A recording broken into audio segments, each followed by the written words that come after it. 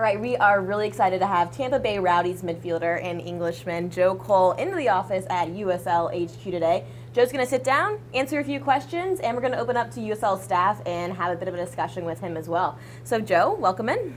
Thanks for having me. This is your first time at USL HQ, right? Yeah, very, very impressive. Yeah, I'm enjoying it. I like am I allowed to say the beer canister there? He's a fan of the keg. Yeah, yeah.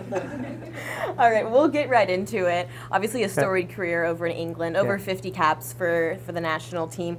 What moment stands above the rest for you? It's hard to think of just one moment, but I'll probably say winning the first title at Chelsea. We secured it away from home at a place called Bolton, and you know, for every English kid, it's his dream to win the Premier League, even more so than the Champions League. Is something you grow up with? It's deeply entrenched in our history, and to finally do it with a group of players that you consider your friends, and it was an amazing feeling, like a feeling of mission accomplished. What's that feeling like in the locker room, the chemistry? You hear a lot about that from players nowadays. Yeah. They say that chemistry aspect's a huge part of it. Yeah, it's hard to describe for someone who's not. It's like you have a goal, a common goal that you're all going for, and it's not just a common goal from when you become a team together. It's a common goal from when you was a child, wherever you come from. Whether that team had African guys, South American guys, English guys.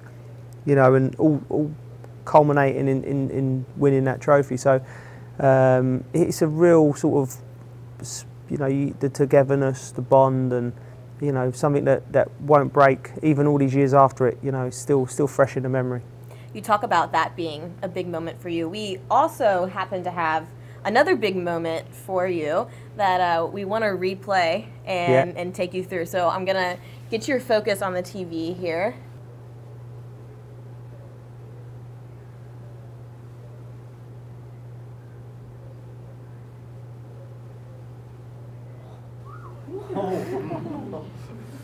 Who needs a commentary when you have USL staff, right?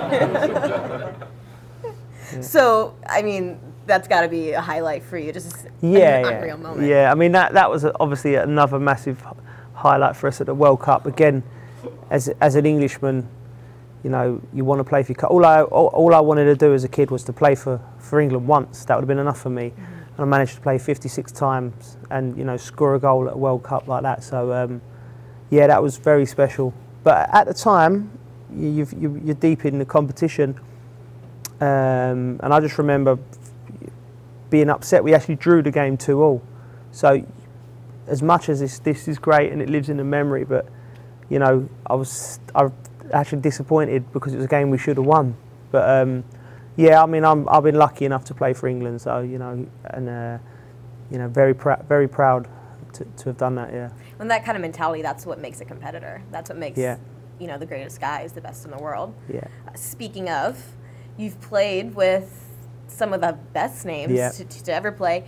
If you could, take me through 3 of the best attackers you've ever played with. I get asked this question quite a lot, and I may change my opinions one interview to the next. It's hard, especially when you consider them friends as well. You're putting him above him or him. One player particularly that sticks out. I played with Eden Hazard when I played in France for Lille when he was a very young man, and he took my breath away with his natural ability. He's the best, the most talented player I've played with, and I think you judge him when his career's finished, and I think he could end up. I think he'll be the best player in the world at some point. What a talent! I've played with. I've been lucky enough to play with some geniuses. So, Arjen Robben was another one. Chelsea, again, talented, super talented. And then pick your Rooneys, your Drogbas, your Crespos, Michael Owens, Suarez. Just take a pick from all of them, all geniuses, and I wouldn't know where to put them, 1, 2 or 3 or anything. The only one I would say is Eden Hazard. I think he had the full package. Mm-hmm. And when you talk about those memories in England and all these Yeah. guys that you played with along the way, they've got a structure and Yeah. a historical setup over there in England. The USL has just gone through some recent changes as well, and Yeah. with our rebrand, there's a lot of similarities now. You compare the two. What does that say about the future of the game in America? I think the future of the game is positive for America. I think the rebranding, I think it's a fantastic idea. It's a step in the right direction. The game's moving on. So at the grassroots level, so many opportunities for kids to play and learn and develop. And now at this professional level as well, having this rebranding, I know the system works, and I can just see it being positive. And it is definitely a step in the right direction. In the time with the Rowdies here in the USL, you've played with a wide variety of players. A lot of these guys are younger, though. Do you find yourself learning new things, whether that's soccer related or not? I've certainly learned a few things. Playing in America, the guys are great. I mean, you always, music changes from what I started with. What's the number one song this season in the locker room for the Rowdies? I couldn't even tell you the name, but that's like, I'm not really, well, I like my music, but not so much what the guys like to listen to. There's a lot of, how can I say the word on camera? There's a lot of obscene language in the That sounds about right. Yeah, in the kindest possible way. Listen, the guys like it gets them up for the game. Not my cup of tea at all, but yeah. So I've certainly learnt that. And the mentality of people changes, the mentality of players changes. And it's not up to, you sometimes get a lot of players I've played with and colleagues, the younger player, the younger generation, the Instagram and things like that. But that's unfortunate, that's how the world is. And that's how these guys communicate with each other. And as a young coach as well now, you have to get, find a way of getting the best out of them, and it's been tough. It's been tough, but it's a good tough. You're trying to learn how these guys think, and I don't want to use like the millennial player, how they think, because I'm not at the back end of it, and I didn't grow up with all the social media and things. So the way that they are, I think there's a lot for us as young coaches to learn from it and how they are. And you experienced something super unique this year too, transitioning into assistant coaching role while still being a player as well. Are there certain challenges that come across in that scenario for you? Yeah, I mean it was massively hard. It was harder than I expected actually, doing the dual role, because I'd come in, I'd get into work at 10 to 7 in the morning, prepare the session, discuss what we, everything with loads of decisions, assisting Neil, train, finish training, come straight back in, and I'll be in there till 4, 5, doing the same. And it'd be, again, there was no days off, so it's quite taxing. But I loved every minute of it, and it's invaluable.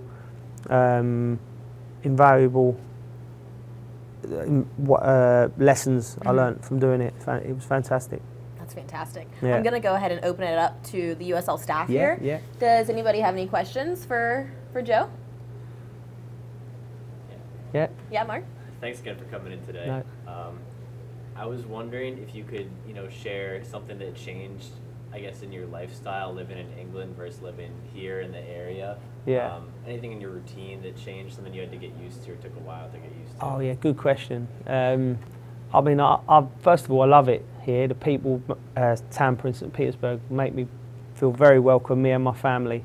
And what I love here is the anonymity. In England, because football, soccer, it is the be-all and end-all for everyone. So, when you're playing for a big club, like everyone wants to know what's going on. Everyone. You could go to the shop, and the old lady selling you, what's that? What are you doing? We're doing. And then you go to a restaurant, you'll be trying to talk, and the person next to you might be trying to listen. But so just being able to walk downtown St. Pete's and nobody really know who I am.